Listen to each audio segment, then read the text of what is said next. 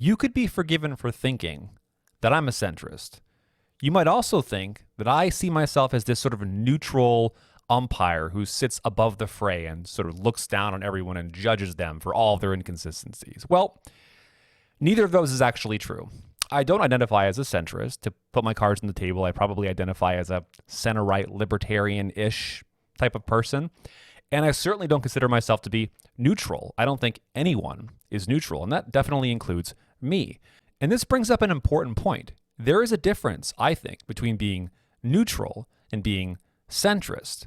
Being neutral is truly taking no position, in a way having no preconceived notions, no ideological framework, no perspective from which you approach something. You can see already why I think no one's basically neutral. Being centrist is, by contrast, taking up a position on the range of positions you can take. Being a centrist is no less of a position than being a Democrat or a liberal or a progressive left-leaning person, or being a Republican or a right-leaning person or a conservative. All of these are positions. The centrist is still taking up a position on this range of positions. As such, it is just as possible for a centrist to be biased as it is for a left or a right-leaning person to be biased. Centrist bias might sound like a contradiction because when we think about bias, we often think about scales, things being pushed down one way or the other way, or leaning one way or the other way, which really fits in with that political spectrum picture or whatever. But bias, as I understand it, is just a distortion of reality that represents things one way. You favor a certain perception of reality over other perceptions of reality, and you kind of build your world around it. You look for evidence that confirms it. You discount evidence that goes against it. That, to me, is what bias is. And it's no less possible to be biased towards the center than it is to be biased towards the left or the right. You might have an aversion, an allergic reaction to anything that is perceived by you as extreme, as leaning left or leaning right, whether a little bit or a lot.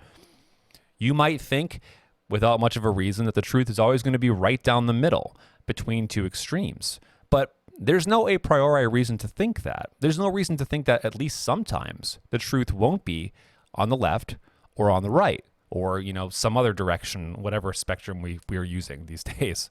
To always privilege centrist explanations and centrist ideological frameworks is to be biased. And I mean, even by experience, at least sometimes the truth does seem to be extreme, or at least it's plausible that it leans hard one way or the other way. Take slavery, for example. Few of us will say we take a moderate position on slavery. Sometimes slavery is okay. Other times, maybe it's not okay. Maybe slavery is okay if the conditions are a certain way. But if they're, too terrible, then slavery is not okay at that point. No one's gonna argue that. We're all going to be basically abolitionists about slavery. That is, in a way, an extreme position on slavery. It is wrong always and everywhere. Or take something like free speech. In America, at least, we have a pretty extreme view of free speech. Some people describe our view as almost as a free speech absolutist type of a view. There are some exceptions, right? We have libel laws and slander laws, and you can't directly incite violence in America. That's illegal. But pretty much everything else is legal. I mean, the Supreme Court even said it's okay for Nazis to march down a Jewish neighborhood and proclaim their hate, that was part of freedom of speech. So we have a pretty extreme view of freedom of speech in America. I happen to think it's the right view. I mean, that pretty much shows my cards as someone who's pretty libertarian about speech, who believes in really strong negative free speech rights.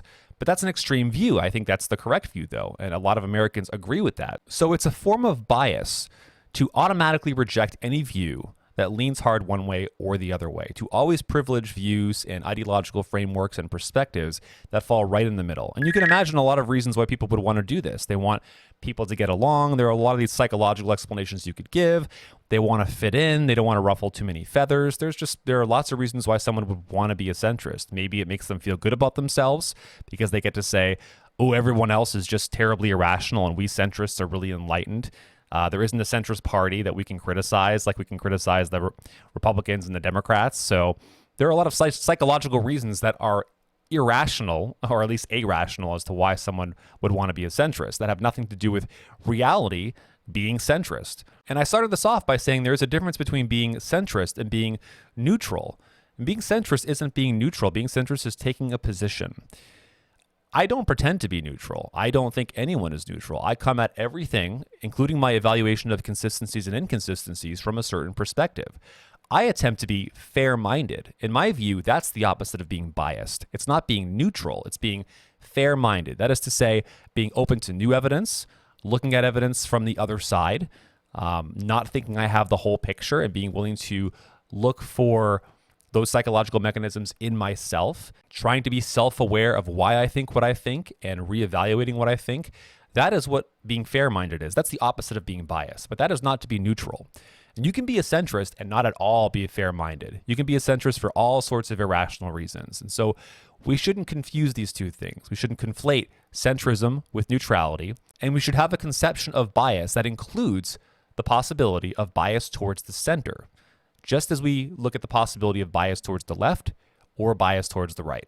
So what do you think? Do you agree with my distinction between being centrist and being neutral? And do you agree that the opposite of being biased is being fair-minded? And do you think that it's possible to be biased towards the center? I mean, I've already said what I think. I'm curious to know what you think. Leave a comment in the comments section below. It would be interesting to have a discussion on this. Thanks for watching, and I hope to see you in the next video.